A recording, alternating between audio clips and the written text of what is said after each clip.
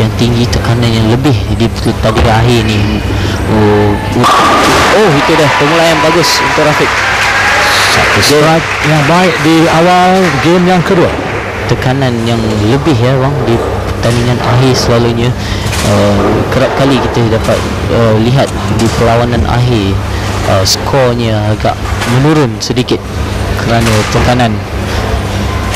Sekiranya Rafiq menang di game yang kedua ini, maka dia akan muncul juara. Dan seandainya pemain Korea Selatan Kong Byung Hee menang di game yang kedua, maka sudden death di game yang ketiga. Tidak bang, ini adalah game penentuan. Ini ada pemenang di game ini akan digelar juara untuk Masters. Ini game yang penting untuk kedua-dua pemain. Lawan kemuncak boleh kita katakan, penentuan untuk mencari juara.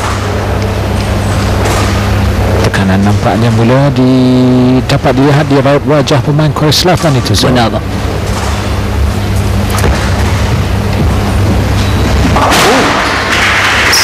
Walaupun spare, saya tidak begitu yakin dengan balingannya tadi. Dan pada saat ini lazimnya sokongan moral, jeritan semangat sebegitu itu amat penting ya Zul. Itu dah. Penyokong pasukan Korea telah mengeluarkan suara mereka untuk memberikan semangat kepada pemain. Saya harap penyokong pemain Malaysia kita pun akan melakukan sorakan yang sama untuk memberikan semangat kepada Muhammad Rafiq. Itu dia. Kerana kita di sini kita tak boleh buat jeritan untuk kasih semangat tu. Kalau boleh saya pun dah jerit. Ya ya. Sudah pasti ribuan peminat-peminat sukan bola yang sedang menonton di saluran Astro Arena turut merasa debar, dan saya yakin mereka juga di depan kaca TV sedang bersorak untuk memberikan semangat kepada Muhammad Rafiq. Cantik Rafiq. Baik. Itu dia. Bagus Muhammad Rafiq. Tidak menunjukkan gentar. Kita harap dia akan terus mempamerkan kemantapan balingannya dalam aksi selepas ini. Strike di frame yang pertama, strike di frame yang kedua, memberikan tekanan kepada pemain Korea Selatan. Adakah Rafiq akan mendapat 3 strike berturut-turut bang? Itu yang kita harapkan. Cantik. Satu lagi. Tidak henti-henti. Saya harap Rafiq dapat melakukan perfect game untuk kita lihat kali ini bang. Strike dari frame pertama hingga frame ke-10.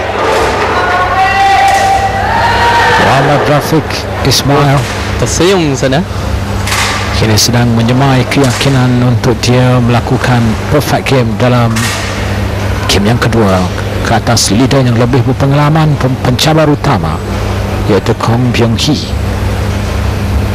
yang mencatatkan average jatuhan pin di peringkat kelakan 261 jatuhan pin.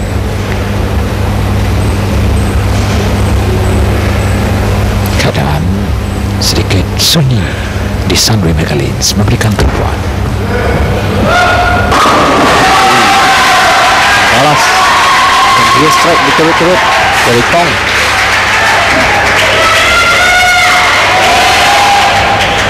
Penyokong Korea terus memberikan sorakan bah. Nampaknya laungan dari penyokong-penyokong negara kita belum lagi kenegaran. Mungkin mereka juga gemetar di belakang sana. Saya rasa pun begitu juga Zul.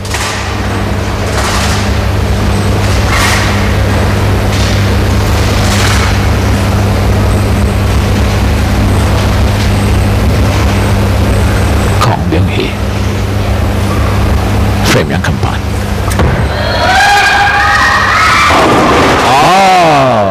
Terlepas di sana. Agak terburu-buru balingannya tadi bang. Saya kira mungkin kali pertama kita melihat pin 3, 5, 9 dan 6 Benar, tidak benar. jatuh ya. Benar. Ini menunjukkan bahawa balingan tadi agak benar-benar teruk dari Kong Byung Hee kerana dengan keadaan lane yang senang untuk pemain tayang kiri, pemain kidal, mereka tak sepatutnya meninggalkan pin 3, 5, 6 dan 9. Nampaknya frame yang keempat, frame yang tidak menjadi buat pemain Korea Selatan itu. Kali pertama dia meninggalkan 4 pin. Oh, malah ada satu lagi pin 9 juga tidak mau jatuh. Tidak berjaya melakukan spare. Ini telah memberi ruang yang besar untuk Muhammad Rafiq, dan Muhammad Rafiq haruslah meneruskan momentum dan memberi fokus 100% dan tidak melenggangnya. Lorong yang semakin terbuka buat Muhammad Rafiq Ismail. Semangat itu dia. Semangat cantik. Itu dia cantik. Diteruskan dengan satu lagi strike. Bertubi-tubi bang. Semakin kuat jatuhan dan hentakan pin ya. Dan laungan dari penyokong-penyokong Malaysia sudah kedengaran. Nampaknya ngauman Harimau Melaya sudah pun mula dapat didengari di Sunway Mega Links ketika ini. Menyaksikan hayunan demi hayunan dari Muhammad Rafiq Ismail mencatatkan strike. Frame yang kelima mencari strike yang kelima. What?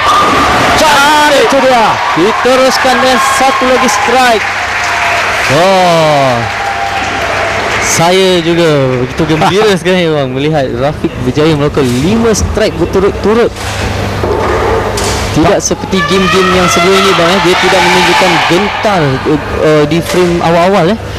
Dengan prestasi setakat ini yang ditunjukkan oleh Rafiq, apakah yang dapat anda katakan yang perlu dilakukan oleh pemain Korea Selatan Kong Byung Hee ini, ya Zul? Kong Byung Hee harus melakukan perubahan dari segi bola atau line-nya untuk mendapatkan strike yang lebih, kerana dengan dia cuba melakukan perubahan di sana tetapi masih lagi tidak berjaya mendapatkan strike. Kong Byung Hee harus mendapatkan strike dari frame seterusnya, frame 6 hingga frame 10 jika ingin mempunyai apa-apa peluang untuk mengatasi Muhammad Rafiq. Spare di frame yang kelima. Dia nampak begitu kecewa setelah menamatkan frame yang keempat tadi dengan meninggalkan 4 pin. Benar. Dia tahu sekarang ni peluangnya semakin tipis untuk menewaskan Muhammad Rafiq, kerana Muhammad Rafiq nampak begitu selesa dan bersemangat dia bang. Muhammad Rafiq Ismail, bapanya ada di belakang sana. Ayunannya pun lebih mantap sekarang ni. Ada sesuatu yang sedang dibualkan. Kedua-dua pemain bowling itu nampak tersenyum di sana. Apakah yang mereka perkatakan pada pandangan anda? Mungkin dia juga mengatakan dia juga mahukan strike seperti Rafiq itu. Dapat akhirnya dapat melakukan satu strike. Laungan Malaysia boleh kedengaran sekarang ini. Muhammad Rafiq Ismail kini berada di frame yang ke-6. Strike dalam 5 frame. Satu lagi strike. Ketujuh latih bowling negara kelihatan menanti hayunan. Cantik. Diteruskan. Muhammad Rafiq tidak gentar. Walaupun muda, dia tidak mahu menunjukkan bahawa dia gentar. Hayunan yang baik, kuat di sana bang. Aksi yang ditunjukkan oleh Muhammad Rafiq Ismail. Tersenyum ketua jurulatih kita, Holly Cha di belakang. Satu lagi produk dari program Tenpin Bowling Malaysia.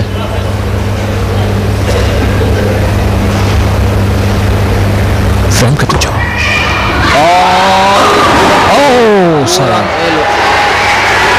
Sayang.